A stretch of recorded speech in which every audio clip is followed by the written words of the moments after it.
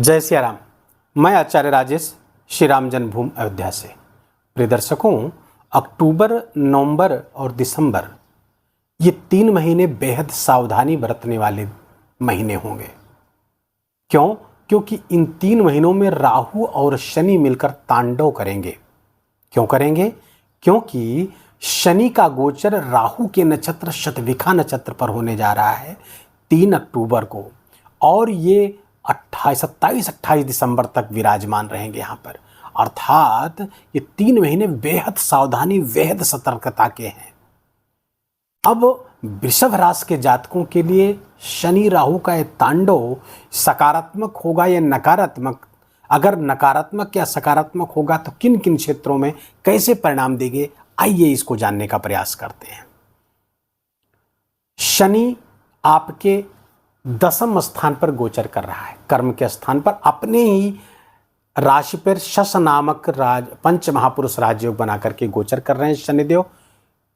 अभी कुंभ राशि अपनी मूल त्रिकोण राशि पे गोचर कर रहे हैं। अब ध्यान रखिए, ज्योतिष में कुंभ राशि को राहु की भी मूल त्रिकोण राशि कही गई है। दोनों की मूल त्रिकोण राशि है, अर्थात दोनों यहां पर आएंगे तो उच्च का फल देंगे। शतभिखा नक्षत्र कुंभ का ही नक्षत्र है। अब शनि जब इस पर जाएंगे तो शतभिखा नक्षत्र के जो स्वामी हैं राहु, अब उनको देखना होगा गोचर कहाँ कर रहे हैं। तो आपके वृषभ राशि के जातकों के लिए राहु एकादश स्थान लाभ स्थान पर गोचर कर रहे हैं। शनि कर्म स्थान पर गोचर करते हुए शतभिखा नक्षत्र पर जाएंगे, और शतभिखा नक्षत्र का स्वामी लाभ मार्ग पर गोचर कर रहा है, और लाभ मार्ग में बैठी हुई राशि के स्वामी आपके राशि स्थान पर गोचर कर रहे हैं देवगुरु बृहस्पति।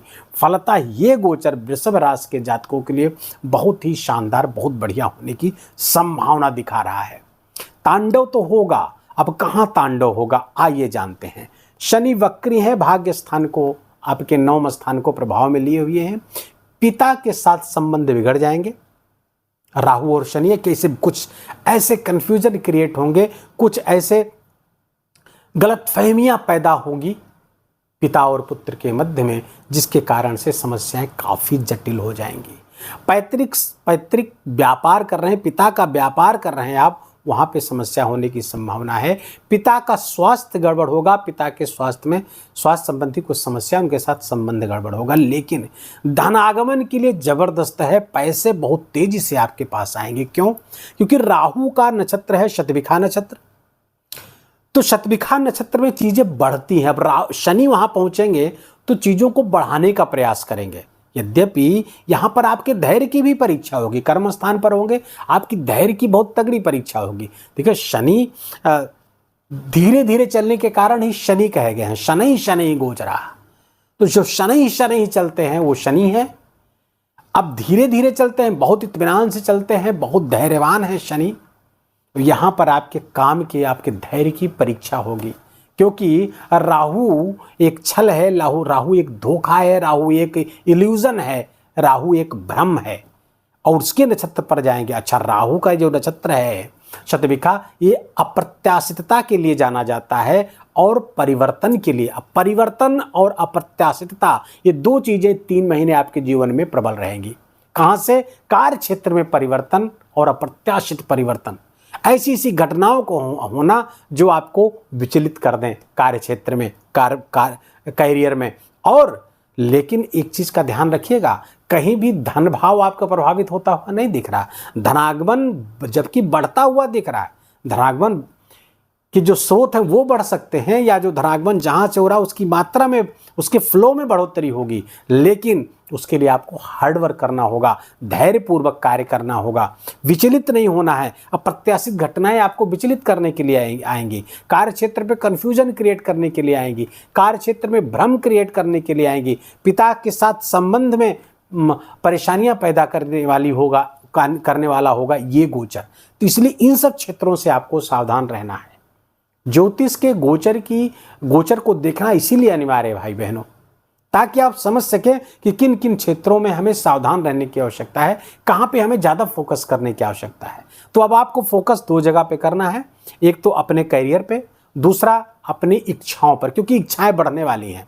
और जब इच्छाएं बढ़ेंगी तो शनि की दृष्टि आपके एकादश द्वादश स्थान पर पड़ रही हैं, खर्चे के स्थान पर पड़ रही हैं। अब खर्चा आपका बढ़ सकता है, खर्चे अचानक से बढ़ना शुरू हो जाएंगे।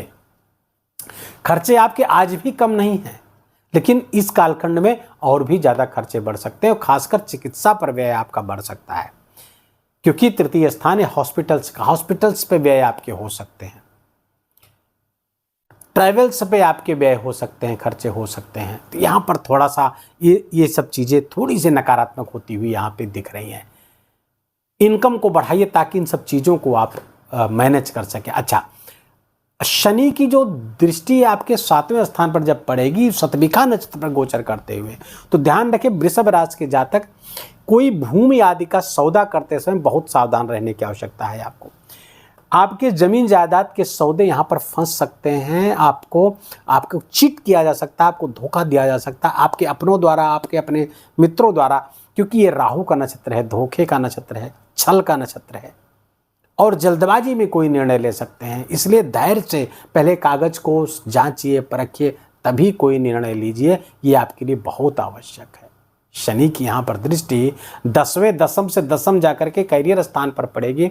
गृहस्थ जीवन में प्रॉब्लम, कन्फ्यूजन क्रिएट होगा, दाम्पत्य जीवन में कन्फ्यूजन क्रिएट हो सकता है, भ्रम पैदा, गलत फहमियाँ पैदा हो सकती हैं। कहाँ पे? अपने जीवन साथी के साथ और आपके अपने बिजनेस पार्टनर के साथ। यहाँ पर ध्यान रखने की आवश्यकता है। यहाँ पे गलत फहमियाँ होंगी, अर्थात सच्चाई से दूर होंगे आप। अब यहाँ पर करना क्या है? आपको सच्चाई को जानने का प्रयास करना है, धैर्यपूर्वक, क्रोध आवेग आदि में नहीं।